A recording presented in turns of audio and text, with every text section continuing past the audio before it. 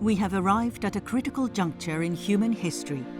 The stable global environment during the Holocene, the most recent geological epoch lasting 12,000 years, has supported human civilization. Since the mid-20th century, however, humans have become the overwhelming force destroying the planet's stability and resilience, and they're said to have started a new geological epoch known as the Anthropocene. The planet has maintained a very stable climate during the Holocene, but in the past 150 years, it has warmed by as much as 1.2 degrees Celsius. Planetary boundaries are represented by 9 critical processes that regulate the planet. 4 of them are already in danger of exceeding their boundaries, making the planet less stable for human life. The clock is ticking. As things stand, the Earth system will suffer irreversible damage in 10 years' time. Now, more than ever, we must protect and properly maintain the common property of all humans, known as the global commons.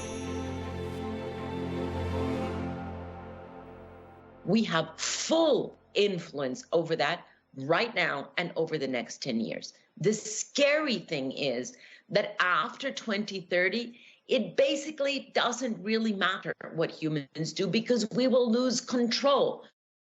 We have the makings of a global coalition for our global commons. Let me conclude by emphasizing that we will need new approaches for success. In light of the challenge, the University of Tokyo established its Center for Global Commons in 2020. It aims to develop an international framework for stewarding the global commons and to take a series of specific actions to transform socio-economic systems. The university also organized Tokyo Forum 2020, an international symposium. World-renowned experts and leaders actively engaged in discussions on the urgent need to overhaul the current systems, including those involving food. And they offered recommendations on creating clear pathways for us to follow.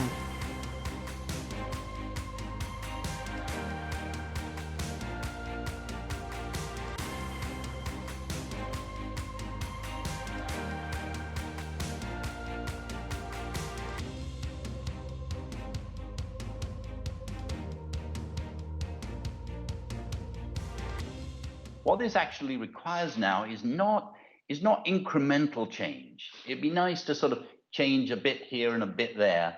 Unfortunately, it's too late for that. We actually need entire systems to change.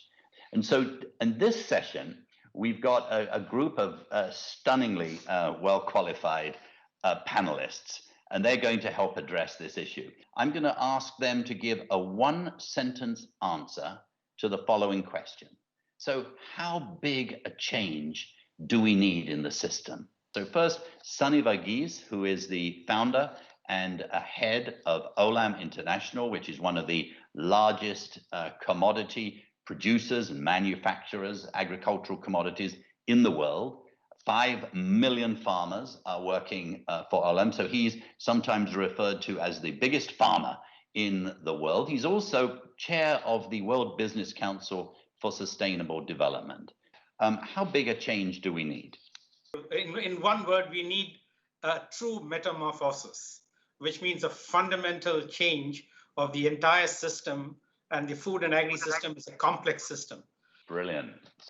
Dr. Agnes Kalibata is the Secretary General of the United Nations, a special envoy to prepare the high-level summit on food in the coming year. She also is head of what's called AGRA, which is about the green revolution in Africa. She's been a minister of agriculture herself in Rwanda. What's your answer, Agnes? So if we think about what we need to do right there is to first of all remove the cost and take back our environment on a normal trajectory. Well done.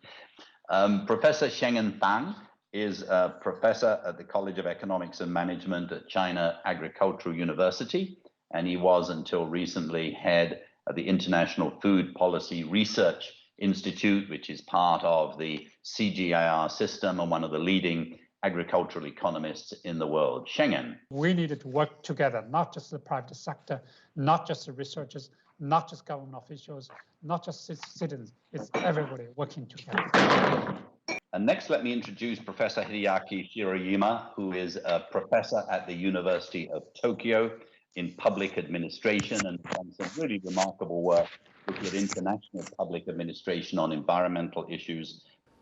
Yeah, what we need is the kind of the long-term co-evolution of the multiple sector with multiple interaction between global, local, and the national levels. Terrific. And finally, Dr. Tae-Young Jung from Korea. He is the director of the Research Center on Global Sustainability at Yonsei University. He's been a senior official in the Asian Development Bank and the World Development Bank. And he's worked at the Global Green Growth Institute. Very destructive and transformative changes in all human system, not just one sector or area. I think we have to do in every single sector of the human system. Well done. Well, look, that was very interesting, actually. One thing, we are unanimous. Something big needs to happen here. So we have to sort of talk about what that is and how we would get there. Let's start with you, Sunny Verghese. You said we needed a massive metamorphosis. What would the food and agricultural system look like if we managed to do that? I think the very definition of metamorphosis, the good analog is a caterpillar metamorphosizing into a butterfly. We can't say that butterfly is a stronger, bigger, better caterpillar. It is a completely new form and being. There has to be a systems transformation of all the interrelated parts and the whole of the food and agricultural value chain, which would include how do we reduce the carbon intensity in the food, feed, and fiber that we produce, or preserve biodiversity and nature in the food, feed, and fiber we produce, because we account for roughly 25% of the world's greenhouse gas emissions and account for roughly 75% of the world's biodiversity loss. There are 500 million farming households, smallholder farming households, who produce 70% of our food. 55% of them are well below the poverty line of $1.90 a day. And another 35% is at that poverty line. And that is absolutely unsustainable. And finally, how do we make deforestation? That is the kind of food system which, for me, would be truly sustainable. I was so struck, Sunny, in your discussion of what was needed, how central people were. I do want to hear from you as you sort of sit astride this sort of huge network and you want to be part of this amazing transformation. How do you go about it? What does it mean on a Monday morning? There's a whole big action gap between knowing why we need to do this, what needs to be done, how it can be accomplished. For example, try and lift farmer incomes from $2,000 per farming household of an average of 6 people to the household in Côte d'Ivoire to $7,100. We developed 95,000 tailored farm development programs for individual farmers. We trained 180,000 farmers on regenerative agricultural practices in terms of soil health and getting more out of less and putting more back into the environment than they're taking out. We conducted training programs in 9 schools, which we started last year. 1,800 children participated in the training programs to teach them about conservation, to teach them about the risks of deforestation. We have built 41 schools. We have built 1,700 classrooms. So there has to be very practical, granular actions if you want to bridge this massive action gap between the why, what, and the how. It's fantastic. I think this image of a butterfly is not simply an improved caterpillar. It's absolutely a wonderful, wonderful image. Let's go to Agnes. As the United Nations Special Envoy, moving towards the very important Food Summit in 2021, what are we learning about the food system we need and how we get there? There's also a lot of consensus, as Sunny was saying. Many of the solutions are already known. It's not that we don't know what we need to do. Many of the solutions are already known and they're sitting within our midst. So one of the things we are doing from a Food Systems Summit perspective is we've put these action tracks in place to help dig out, engage with everybody, and bring some of these solutions. And let's look at them from a scale perspective. The beauty is this summit does provide an opportunity that when we do agree, then these things actually get done by all of us globally. It provides a platform that gets solutions out there so fast. So Agnes, where do you hope to be after the Food Summit next year?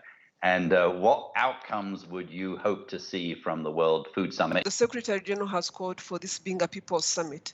So my assignment number one is to build and raise public discourse around the summit. But most of all, we need to commit to change of behavior. The reason we are where we are today, it's the type of behavior we've adopted and developed over so many years, but we've run out of time for this type of behavior, whether it's how we use our environment, whether it's how we think about other people, whether it's how we use food, whether it's how we impact our environment. So much needs to change, and it's individual decisions that are going to help us change this, as much as it's also the collective that we get to do at our community level. Wonderful. Shengen, you're obviously sitting in China. China is the largest consumer of commodities, obviously, in the world, plays a very important role. It's going to be hosting the Biodiversity Convention this coming year. How do you see China's role in this transition, both domestically, but also in terms of its international commodity trade? So firstly, domestically, the top leaders have made several important commitments. Now, globally, China is importing more than 90 million metric tons of soybean, several million tons of meat. So for China, if China can, let's say, achieve carbon neutrality by 2060, a simple way is just to import more from other countries. But that's not going to do any good for the world, for the whole planet. I think China should also look at their global supply chain, global imports, to make sure that all the imports must be sustainable, must be carbon neutral. So there are several ways to do it. One is South-South cooperation. So the Chinese, let's say, technology transfer, infrastructure investment, must make sure that they work with the importing countries to ensure that the production there is sustainable, low carbon, and so on. And to make sure that the importing association do follow some sort of code of conduct. You know, if something is not produced sustainably, then these companies can stop importing them. So really, and then the consumers, finally, the Chinese consumers must be aware of their behavior. So what they eat really matters to the global environment. So a lot of things to do, a lot of excitement, but also a lot of work to do. Well, that's a terrific framing. Thank you. Thanks so much, Shengen. Let's go to Professor Shirayama. You work both at domestic level, public administration, but you also look internationally. What do we need to do internationally here? Yeah, at the initial question, we identified the kind of the big needs to have, the systemic change of the co-evolution in responding to the multiple sectors. What's required is the more wider issue have to be dealt with. It's not just the issue of the quantity of the food. The more the quality is the very important issue. The nutrition and because of that, obesity becomes the issue also. And in addition to the human impact, the animal welfare is beginning to be a very important issue. And also the externality have begun to be discussed. The AMR, antimicrobial resistance issue, was taken up in that context. And the issue we are now discussing, externality to the environment, the climate or the biodiversity, this is somehow the extension of that. So item by item, those are dealt with under the existing regime incrementally. And what's more important might be the different level of actor is very important. Now the businesses and the supply chain and the non-governmental organization, those are playing a very important role, partly because of the very important role played by the consumers. So how to make the kind of the complementary platform for those actors. That seems to be a very important function for the international institution. Thank you very much. Let's go to Professor Jae-Young. You've been in the space a long time. When we say system change, could you just sort of unpack that a little bit? Well, the system change means, well, in my opinion, basically we are out of our current practice, basically out of box. We are too much used to the current practice and system, and we just take it for granted. Our system is okay. One important item is, if you look back, what we have done for last 100 years, something, our decision-making process is basically supply-driven. But when we say the system change, why don't you try the different thing? Because we all know that this supply-driven system doesn't work. What's the alternative then?